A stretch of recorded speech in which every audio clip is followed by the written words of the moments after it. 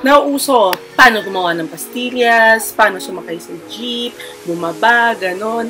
Tapos, mayroon daming nagpapatulong sa akin kung ano pa yung mga makeup routine ko. Ito, isi-share ko sa inyo ng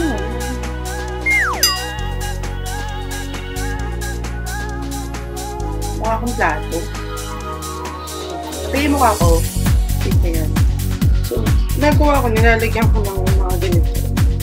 Para hindi kumakalat. Sa buhay, kailangan ng music. Okay lang. Para walang pampagulo.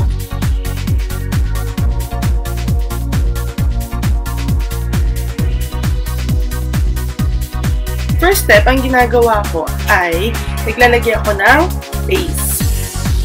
Ano ba base ko? Yeah. Black Egg Pore Primer ng Tony Mold. Una, pinaka ng konti. Berber Light lang. Or minsan, pwede nyo lang. Pero maganda kasi sa skin nyo kung lalagyan nyo siya ng base. Ano din tayo? Anti-ulas. Mga gano'n.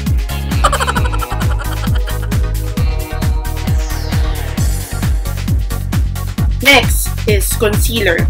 Concealer para i-hide yung mga dark spots, mga pinag-iwanan ng pimples, mga pinag-iwanan ng sakit ng huling heartbreak nyo, mga gano'n. So, para siyang sugat yun sa'yo.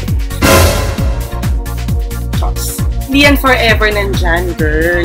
So, for the meantime, habang may konting sumpa na nandyan, i-hide mo lang, hide ang hide hanggang sa mawala. Mawawala din yan. Nasabit siya yun. Chops. Kailangan yung concealer nyo mas maputi sa inyo na isang shade. Eye bags nyo, yan. Pinagpuyatan nyo yan. Kailangan, hide ang konti. Dapat nag-healing ka din. Ayan, hila ng healing, girl.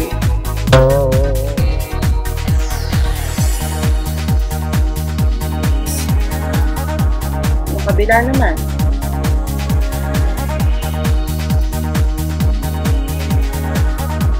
Move to the next round, foundation. Since everyday ito, konti lang, girl. Kung ginagamit ko for foundation is MAC Studio Sculpt foundation. Ang aking shade ay NC35.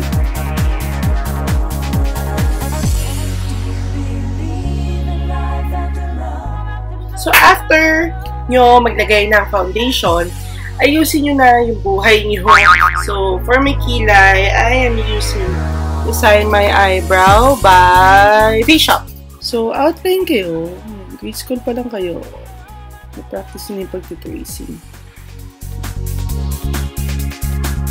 Pag-shape ng kilay nyo, parang pag-shape ng buhay nyo, dapat yung nasa ayos nyo. Hindi naman talaga laging pantay yan. But, diba, ayos. Wala ka man ng love life, at least, diba, wala ka man ng love life, at least, diba, pag naayos mo yung kilay mo, yan. Ganda ka na ulit magmahal.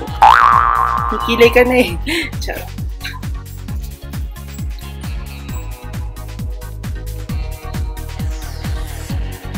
Habang wala pa nagpapakilig ulit sa'yo, lagay ka na lang ng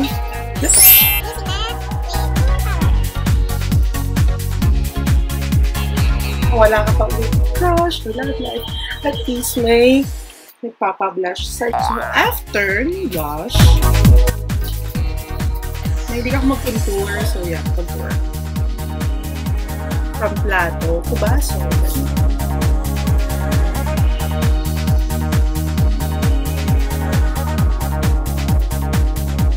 Nakapag-contour ka na.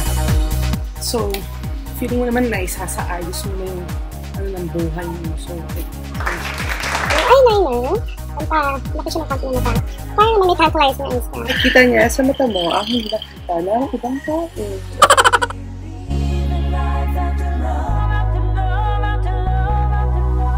Depende sa mata mo kung gaano mo gusto makapal yung eyeliner. Pero huwag naman masyadong makapal kasi ayaw mo naman magbukang panda after. Lagyan siya ng konting mascara. I'm using Bombshell Volume by CoverGirl. Salamat sa mga kaibigan ko.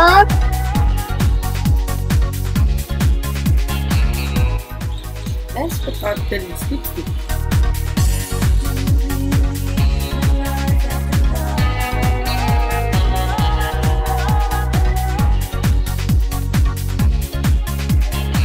Tumanda ka na, naka-move on ka pa. But dati, you know how to carry yourself. You know how, baka nag-i-English, be as beautiful as you are. So, yun lang. Subscribe and